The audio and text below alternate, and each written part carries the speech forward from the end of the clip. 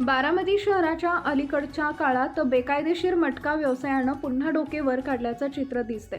विशेषतः काही भागांमध्ये उघडपणे मटका चालवला जात असल्याच्या तक्रारी स्थानिकांकडून होत आहेत। त्यामुळे कायदा व सुव्यवस्थेचा प्रश्न निर्माण होत असून प्रशासनाच्या कार्यक्षमतेवरही प्रश्नचिन्ह उपस्थित केले जात आहेत।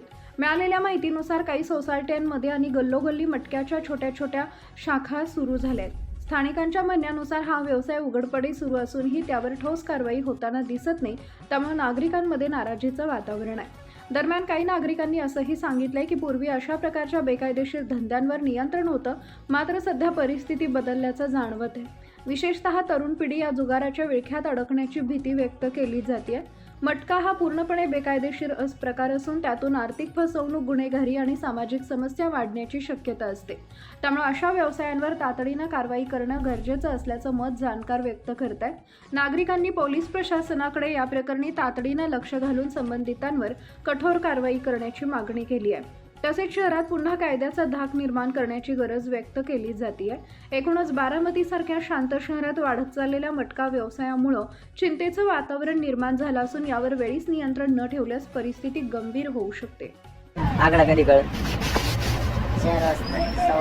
77 ओपन मध्ये 7702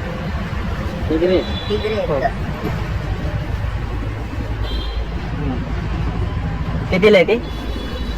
कितीला आहे एक आकडा? कितीला? तुम्ही किती लक्षात 10 रुपयाचा 10 रुपये 2 करा बस।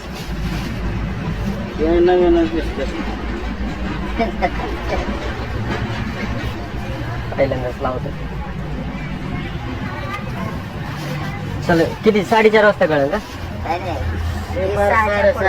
हा मग हे काय फोन करायचा तुम्हाला का काय? किती द्यायचे का? अशाच नवनवीन बातम्या पाहण्यासाठी बारामती वार्तापत्र चॅनलला लाईक करा, शेअर करा, सबस्क्राईब करा आणि बेल आयकॉन प्रेस करा।